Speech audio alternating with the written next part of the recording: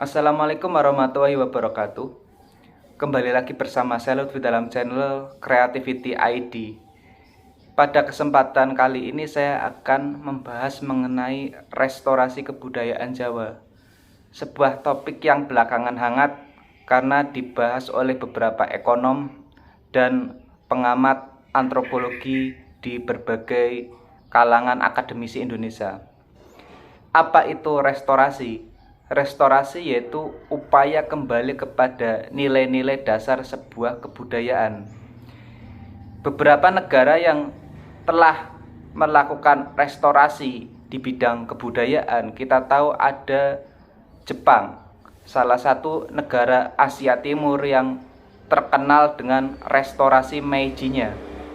Restorasi Meiji bisa disebut sebagai upaya pembukaan diri Jepang terhadap perdagangan bebas, terhadap nilai-nilai barat, terhadap modernisme teknologi, di mana ketika itu sebuah tentara yang kita kenal sebagai era kesogunan, sebuah tentara yang kita kenal sebagai samurai, dimodernisasi menjadi sebuah tentara modern yang dilengkapi dengan persenjataan militer canggih berupa pistol, berupa meriam, berupa tank, berupa pesawat jet tempur.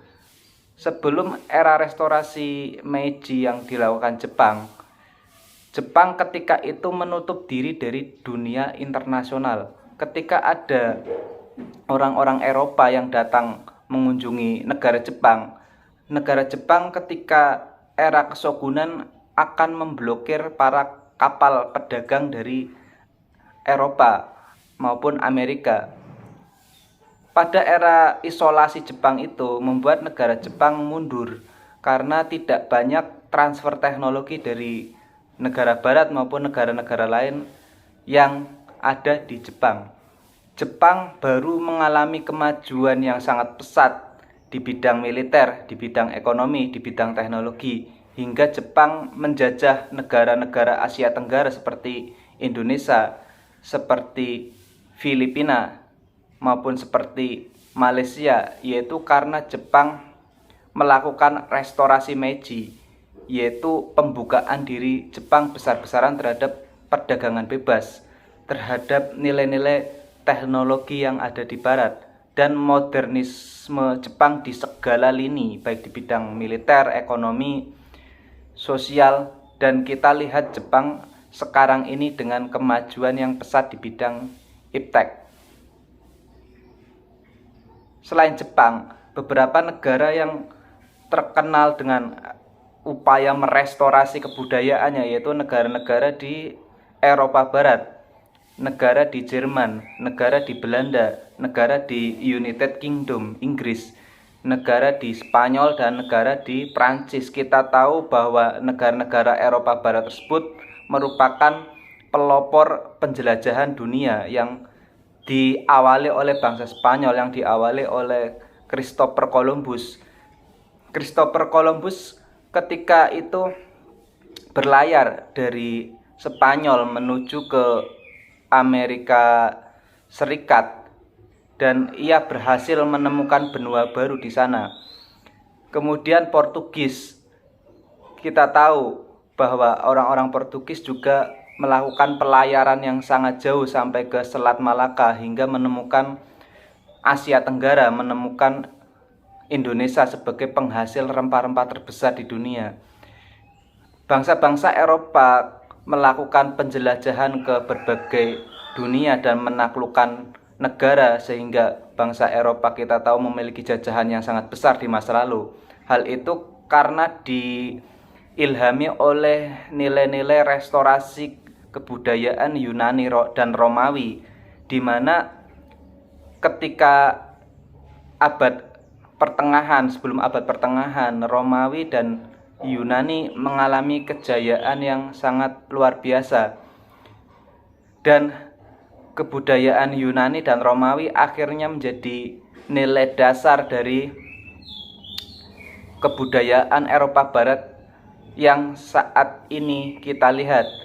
Sebelum kembalinya kepada restorasi Yunani dan restorasi Romawi, sebetulnya Eropa Barat pernah mengalami zaman Dark Age, zaman kegelapan, zaman di mana Eropa mengalami kemunduran yang luar biasa, baik di bidang teknologi, militer maupun kedokteran dan bidang lainnya. Sehingga pada masa dinasti Abbasiyah maupun dinasti Umayyah, bahkan Konstantinopel, salah satu ibu kota negara yang sangat penting di Eropa Barat, berhasil ditaklukkan oleh umat Islam melalui Turki Utsmani. Kita tahu bahwa pada saat itu Eropa pernah mengalami kemunduran yang sangat luar biasa. Tapi dengan adanya semangat restorasi dan kembali ke kebudayaan Yunani Romawi, maka Eropa Barat bisa mengembalikan kejayaannya semula, sehingga kita melihat hegemoni Eropa Barat masih cukup kuat di dunia. Nah, ini saya kira bisa diterapkan dalam upaya restorasi Jawa, di mana kebudayaan Jawa juga pernah mengalami puncak kejayaannya sangat luar biasa. Pada abad ke-15 misalnya, masyarakat Jawa saat itu sudah bisa membuat kapal terbesar di dunia yang disebut dengan Jong Java. Jong Java ini merupakan kapal yang terbuat dari kayu jati yang dibuat langsung di Jepara dan di Cirebon. Kedua kota itu merupakan kota dengan produksi galangan kapal terbesar di dunia ketika itu. Bahkan kapal-kapal milik Portugis dan Belanda tidak ada apa-apanya dengan kapal Jong Java. Dan itu membuktikan bahwa industri perkapalan masyarakat Jawa ketika itu sudah sangat besar. Bahkan engineering atau ahli-ahli tukang perkapalan Indonesia pernah dipekerjakan di galangan kapal yang ada di Jerman. Hal ini menunjukkan bahwa kebudayaan Jawa pernah mengalami puncak kejayaannya di bidang industri. Dan kita tahu bahwa para antropolog modern pernah meneliti bahwa masyarakat Jawa sebelum abad ke-15 juga telah melakukan penjelajahan antar benua melebihi sebelum era Christopher Columbus. Dan kita amati bahwa di salah satu benua yang ada di Afrika, di kepulauannya yaitu negara Madagaskar, kita akan dapati sebuah fakta menarik bahwa ternyata para penduduk Madagaskar adalah masyarakat Jawa. Masyarakat Jawa yang bermigrasi ratusan ribu kilometer dari kepulauan Jawa menuju ke kepulauan Madagaskar yang ada di Afrika dengan menggunakan perahu layar saja. Ini menunjukkan bahwa kebudayaan Jawa memiliki teknologi yang luar biasa. Saya tidak hanya membicarakan tentang kapal saja, banyak teknologi lainnya yang ternyata dibuat oleh masyarakat Jawa, dan teknologi tersebut lebih canggih dari teknologi yang ada di Eropa. Misalnya di era Majapahit, ada salah satu teknologi militer yang sangat canggih dan diterapkan dalam meriam, yaitu teknologi meriam cetbang. Teknologi meriam cetbang ini jauh lebih canggih dibandingkan dengan teknologi meriam yang dimiliki Portugis maupun Inggris, karena sistem isian amunisi yang berada di belakang. Pengisian amunisi untuk meriamnya ada di belakang. Ini tentu saja memudahkan dan cenderung lebih safety dibandingkan dengan teknologi meriam orang Portugis yang ketika itu diisi dari depan, dan itu jelas membahayakan dan tidak safety. Jelas bahwa Majapahit pada saat itu jauh lebih canggih, jauh lebih maju dibandingkan dengan kebudayaan Eropa manapun. Namun kita dapati bahwa kebudayaan Jawa pada saat ini cenderung mundur. Kita bisa lihat tayangan-tayangan televisi di mana ketika membicarakan tentang Jawa, televisi biasanya hanya menampilkan Jawa dengan sudut pandang yang sempit, Jawa dengan sudut pandang yang rendah. Di mana dalam berbagai sinetron, ketika ada tokoh yang berbicara ngapak, tokoh yang identitas kejawaannya sangat kuat, misalnya berpakaian batik, misalnya berbelangkon, itu di sinetron-sinetron yang ada di Indonesia digambarkan sebagai kaum yang berada di kasta rendah. Misal orang Jawa yang medok di sinetron digambarkan sebagai pembantu. Kebudayaan Jawa di TV-TV, di media-media mainstream digambarkan seperti itu, sehingga kelihatan memiliki kasta yang rendah. Misal di acara-acara yang cenderung uji nyali atau mistis, biasanya kebudayaan Jawa dikaitkan dengan dunia perdukunan, dunia klinik, di mana biasanya orang-orang yang berpakaian dengan kebudayaan Jawa, misal batik, belangkon, identik dengan misal dukun, identik dengan klinik-klinik yang memiliki jimat dan sebagainya. Tentu itu sangat bertentangan dengan nilai-nilai budaya Jawa asli yang cenderung sebetulnya jauh lebih modern daripada apa yang digambarkan di televisi, apa yang digambarkan di sinetron-sinetron. Tapi kalau kita amati, mengapa sih kok kebudayaan Jawa kok terkesan mundur dibandingkan dengan kebudayaan lain, misal kebudayaan Tiongkok, kebudayaan Asia Timur? Karena pada masa Hindia Belanda, pada masa penjajahan Belanda di Indonesia, itu masyarakat Jawa terdiskriminasi ya oleh segregasi sosial. Pada era kolonialisme Eropa di Indonesia yang diawali oleh Belanda sendiri melakukan politik adu domba, di mana ketika itu masyarakat Nusantara dibagi atas beberapa golongan, di mana masyarakat Jawa, masyarakat Nusantara baik itu Sunda, Baduy, Batak, dan Jawa khususnya itu ditempatkan pada kasta terendah oleh penjajah Belanda, di mana ketika itu orang-orang Belanda membagi masyarakat itu menjadi 3 golongan. Masyarakat pribumi atau biasa disebut dengan bumi putra, yang meliputi masyarakat Jawa, masyarakat Sunda, masyarakat Batak, itu ditempatkan di golongan nomor 3 terbawah. Dan golongan yang kedua yang agak mendingan itu masyarakat Cina, masyarakat Tiongkok, atau bangsa timur asing atau bangsa Asia Selatan atau biasa disebut dengan Asia Timur Tengah, itu ditempatkan di nomor 2. Orang Arab, orang Tiongkok itu ditempatkan di nomor 2. Hal ini mengakibatkan orang-orang Tiongkok maupun orang-orang Arab biasanya memiliki keistimewaan yang jauh lebih tinggi, diistimewakan oleh masyarakat, oleh kolonialisme Eropa, oleh kolonialisme Belanda, di mana orang-orang Tiongkok memiliki kepercayaan yang tinggi untuk mendapatkan dana pinjaman dari perbankan, sehingga kita dapati bahwa orang-orang Tionghoa di Indonesia rata-rata menjadi pengusaha yang besar. Kalau kita amati beberapa mal-mal besar yang ada di Indonesia, pasti yang punya orang Tiongkok. Bos-bos besar di Indonesia pasti yang punya orang Cina. Itu karena memang dalam sejarahnya orang Cina sudah diistimewakan oleh orang-orang Belanda, oleh penjajah Belanda, ditempatkan di golongan kedua. Nah, itulah mengapa orang-orang pribumi, orang-orang Jawa cenderung mengalami kemunduran, baik dalam sisi ekonomi, dalam bidang teknologi maupun pendidikan.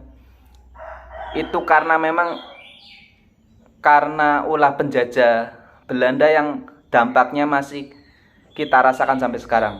Dan golongan ke-1, golongan paling elit di zaman penjajahan Belanda, tentu masyarakat Belanda sendiri, masyarakat Eropa, masyarakat kulit putih. Orang-orang kulit putih di Nusantara pada saat itu ditempatkan di golongan teratas. bersama dengan golongan priyayi lainnya yang sangat diistimewakan. Karena berada di urutan pertama segregasi sosial, maka orang-orang Eropa pada saat itu cenderung memiliki keistimewaan yang sangat banyak. Misal bebas untuk memiliki tanah di Nusantara, bebas untuk melakukan perdagangan, bebas untuk sekolah di lembaga sekolah yang elit, dan masyarakat pribumi cenderung kurang beruntung. Sehingga pada masa itu muncul pejuang-pejuang pendidikan yang sangat mengharap agar kaum bumi putra itu disejajarkan dengan para suku-suku lain dan bangsa-bangsa lain, seperti Kartini yang memperjuangkan pentingnya pendidikan perempuan, ataupun Ki Hajar Dewantoro, tokoh pendidikan nasional yang menginginkan agar kaum bumi putra juga disekolahkan seperti orang-orang Eropa yang ada di Indonesia pada saat itu. Nah, saya kira upaya untuk menghidupkan kebudayaan Jawa yang modern ini bisa dilakukan dengan cara merestorasi lagi kemajuan-kemajuan budaya Jawa yang telah dicapai oleh nenek moyang orang-orang Jawa di masa lalu, di mana orang-orang Jawa di masa lalu itu tidak hanya klinik, tidak digambarkan sebagai masyarakat yang kolot. Sebetulnya Jawa pada masa lalu sangat maju, sangat agung, sangat besar, dan memiliki teknologi yang luar biasa. Bahkan masyarakat Jawa pada masa lalu memiliki daerah vasal atau pemerintahan boneka hingga sampai ke Malaka. Hanya saja karena memang adanya penjajahan Belanda yang menempatkan orang-orang pribumi, orang-orang Jawa di kasta nomor 3, dan sampai sekarang kita masih merasakan dampaknya, kebudayaan Jawa mundur. Jadi solusi sekarang untuk membangkitkan kebudayaan Jawa yang maju yaitu tidak hanya berfokus pada pakaian, tapi kita berusaha menggali nilai-nilai kemajuan budaya Jawa pada masa lalu yang bisa diajarkan di mata pelajaran Jawa, mata pelajaran bahasa Jawa. Di sekolah-sekolah baik SMP, SMA tentu saja ada pelajaran bahasa Jawa, di mana pada pelajaran bahasa Jawa itu guru-guru biasanya akan mengajarkan terkait dengan aksara Jawa, Hono Coroko, Doto Sowolo, dan sebagainya. Biasanya juga akan mengajarkan tentang cerita Ramayana, cerita Mahabharata, cerita pewayangan. Biasanya juga akan mempelajari tentang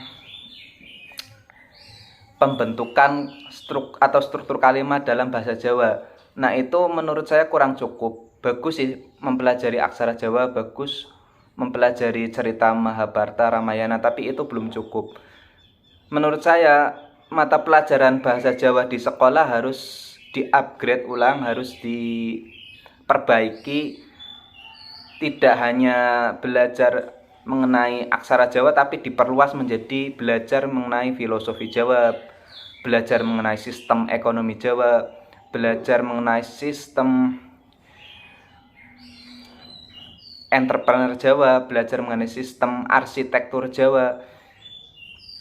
Dan kita tahu bahwa sistem arsitektur Jawa juga sangat canggih.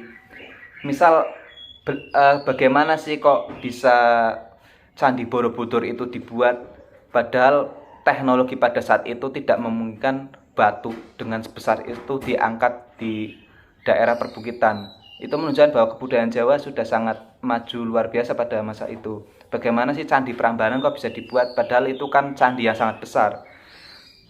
Bahkan piramida Giza itu sebetulnya kalah kompleksnya dibanding dengan candi-candi yang ada di Indonesia, karena bentuk piramida hanya bentuk segitiga saja, seperti itu saja, dan kurang ornamen dibanding dengan misal Candi Borobudur yang cenderung rumit dan memiliki banyak ornamen.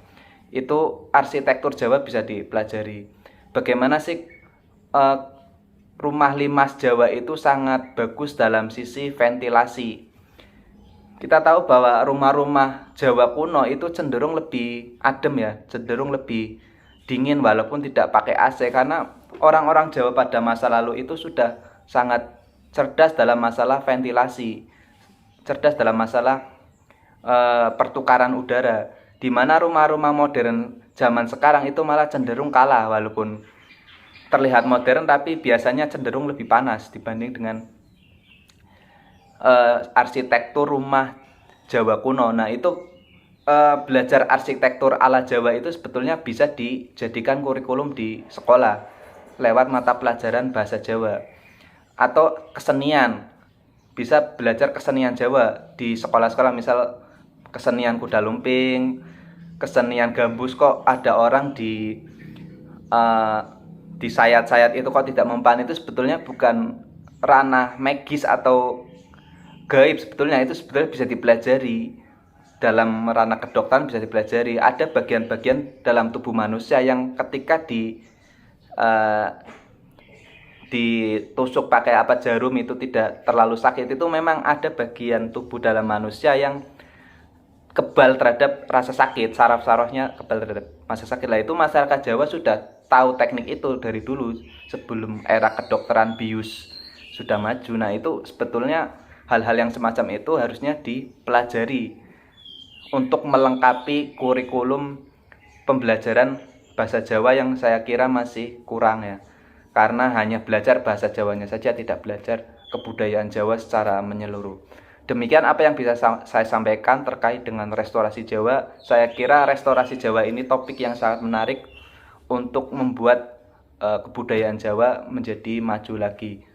Karena Indonesia sendiri walaupun memiliki beragam suku dari Sabang sampai Merauke, banyak suku-suku di Indonesia, tapi yang dominan itu dari dulu pasti orang-orang Jawa, di mana suara politik di Indonesia yang terbesar Jawa. Dan kita bisa amati bahwa para presiden Indonesia dari masa lalu pasti orang Jawa yang terpilih dari era Jokowi, SBY, Soeharto, Soekarno. Hanya saya kira yang orang Indonesia Timur itu hanya Presiden Habibie. Kebanyakan yang terpilih jadi presiden pasti orang Jawa, karena memang Jawa itu menjadi masyarakat yang terbesar di Indonesia.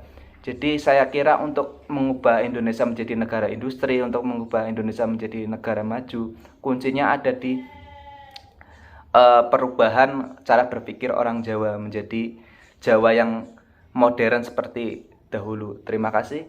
Apa yang bisa saya sampaikan, kurang lebihnya mohon maaf. Wassalamualaikum warahmatullahi wabarakatuh.